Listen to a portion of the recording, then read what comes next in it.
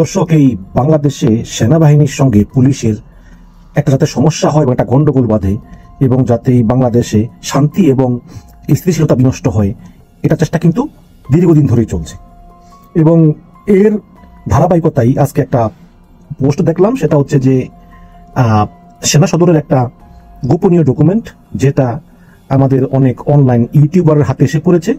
সেখানে লেখা আছে গোপনীয়, জরুরি সেনা সদর। এখন সেনা সদরের এই গোপনীয় লেটার, এটা বাইরে বের হয়ে আসাটা আমি জানি না এটা আসলে আপনি কি বলবেন, আমার মনে হয় যেটা ঠিক না, কিন্তু সেখানে লেখা হয়েছে যে মানে সেনা সদর থেকে একটা চিঠি দেওয়া হয়েছে এজি শাখা থেকে, যে 25শে ফেব্রুয়ারি 2009, মানে হাসিনার আমল থেকে যখন শুরু আর কি, সেই 25শে ফেব্রুয়ারি 2009 থেকে হাসিনা পালিয়ে যাওয়া দিন পর্যন্ত 5ই আগস্ট 2024 তারিখ পর্যন্ত সময়ে পুলিশ কর্তৃক সামরিক সদস্যদের, অফিসার এবং অন্যান্য পদবী সহ পুলিশ কর্তৃক যদি সেনাবাহিনী সদস্যরা কোনো অপদস্থ, হত্যা, অসম্মান ইত্যাদি শিকার হয়ে থাকে, তাহলে তাদেরকে অতি সত্বর এটা জানাতে হবে। তো সামরিক অফিসারদের অপদস্থ, হত্যা, অসম্মানের শিকার এবং সামরিক অফিসারগণের পদ পদবী নাম সহ এবং যেই পুলিশ কর্মকর্তার বিরুদ্ধে অভিযোগ, তাদের ডিটেলস, তাদের দায়িত্বপ্রাপ্ত এসপি কারা ছিল এবং তৎকালীন সময়ে পুলিশের প্রধান কে ছিল, এরকম একটা ডিটেলস প্রত্যেকটা সেনাবাহিনী সদস্যদেরকে বিলি করা হয়েছে এবং বলেছে যে অতি সত্বর এটা জানানোর জন্য। তো এখন এইটা পাওয়ার পরেই অনেকে এর পিছনে ষড়যন্ত্র খুঁজতেছেন যে হ্যাঁ, মাত্র গতকালকেই পুলিশের প্রধান সাবেক আইজিপি মামুন তিনি বললেন যে তিনি রাজসাক্ষী হবেন, আর তিনি রাজসাক্ষী হওয়ার খবর শুনে আজকে সেনাবাহিনীর প্রধান তেলে বেগুনে জ্বলে উঠে তিনি পুলিশের বিরুদ্ধে স্টেটমেন্ট দিলেন। দর্শক, আমাদেরকে বুঝতে হবে যে এই চিঠিটা দেওয়া হয়েছে, এটা আমি শিওর না যে এটা সত্য নাকি তৈরি করা, কারণ এই চিঠিতে অনেকগুলো বানান ভুল আছে, যেটা কিন্তু সেনাবাহিনীর একটা অফিস থেকে এই ধরনের বানান ভুলওয়ালা চিঠি লেখা উচিত নয়।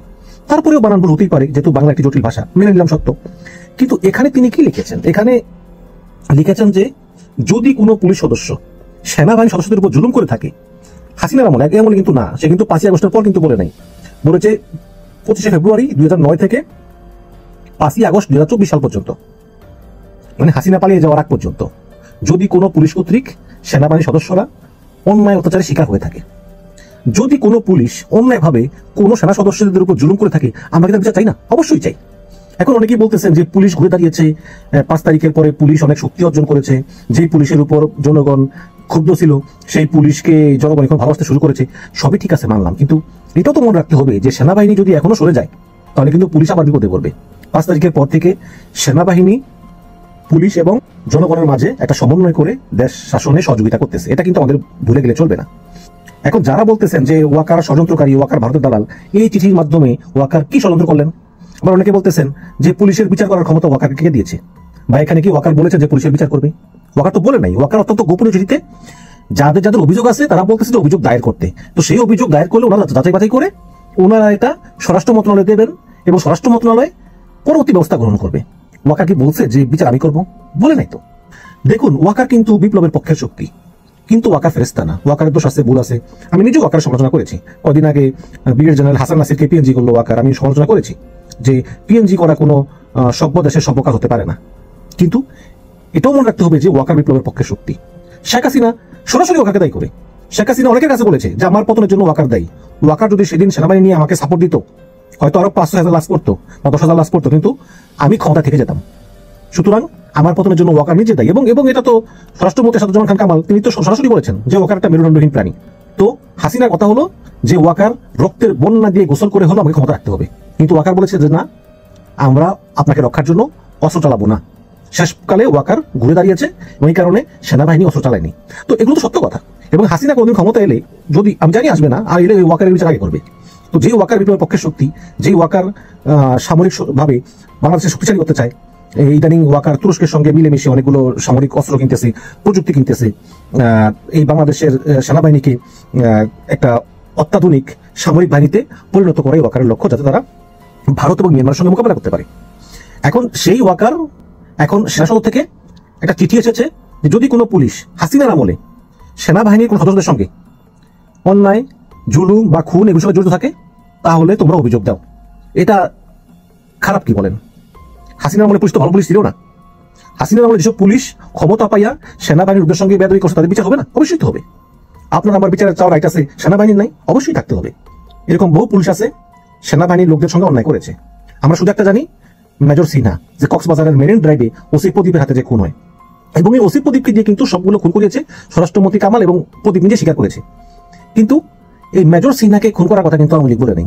এটা প্রদীপ নিজেই বেশি আকবারে করছে, এবং এই কারণেই তৎকালীন সেনাপ্রধান জেনারেল আজিজ এবং তৎকালীন পুলিশ প্রধান বেনজির তারা মিলে সিদ্ধান্ত নিয়েছে যে এই প্রদীপকে আর ছাড়া যাবে না, তাকে গ্রেপ্তার করতেই হবে, এবং সেই থেকেই মূলত ওসি প্রদীপ গ্রেপ্তার করে তারা জেলখানায় পায়।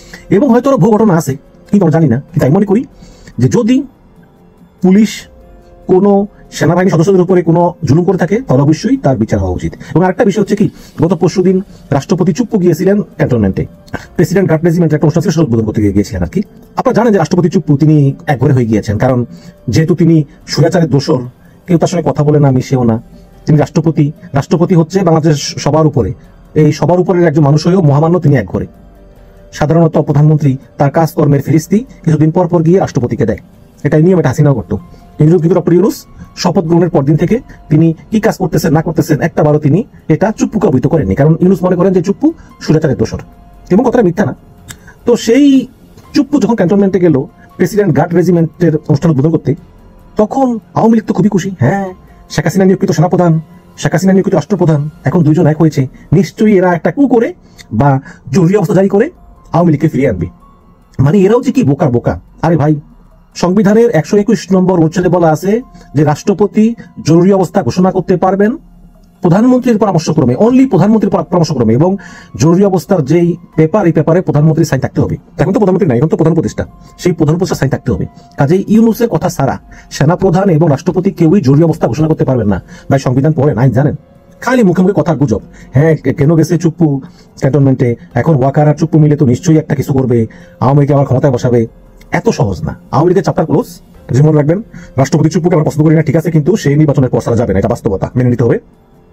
এবং জেনারেল ওয়াকারও 1-1.5 বছর তার জব আছে, সেই পর্যন্ত সে থাকবে, তারপর নতুন সেনাপ্রধান আসবে। মানুষের ক্ষমতা চিরস্থায়ী না, পদও চিরস্থায়ী না। কিন্তু শুধু একটা কথা বলবো যে বাংলাদেশ নির্বাচনের দিকে এগিয়ে যাচ্ছে, জানুয়ারি বা ফেব্রুয়ারিতে নির্বাচন। কাজে এই সময় কোনো গুজব ছড়িয়ে বাংলাদেশের ভিতর একটা অস্থিতিশীল পরিস্থিতি সৃষ্টি করবেন না। সেনা সদর একটা গোপনীয় চিঠি দিয়েছে তার অফিসারদের কাছে যে যদি কেউ পুলিশ কর্তৃক নিগ্রহের শিকার হন হাসিনার আমলে, তাহলে অভিযোগ করেন। এখানে কিছু ইউটিউবার এই বিষয়টাকে দেখতেছে পুলিশের বিরুদ্ধে ষড়যন্ত্র হিসাবে, সরকারের বিরুদ্ধে ষড়যন্ত্র হিসাবে। আমি ওদেরকে বলবো যে এটা ষড়যন্ত্রের কিছু না, কিছুই হবে না। নির্বাচন হবে, জনগণ যে দলকে ভোট দেয় সেই দল ক্ষমতায় আসবে, আর আওয়ামী লীগ কখনোই আসতে পারবে না। হয়তোবা অনেক অনেক পরে, যদি কোনো সময় সার্কামস্ট্যান্স চেঞ্জ হয়, বাট খুব শীঘ্রই না। কাজেই কারো কথায় বিভ্রান্ত হবেন না।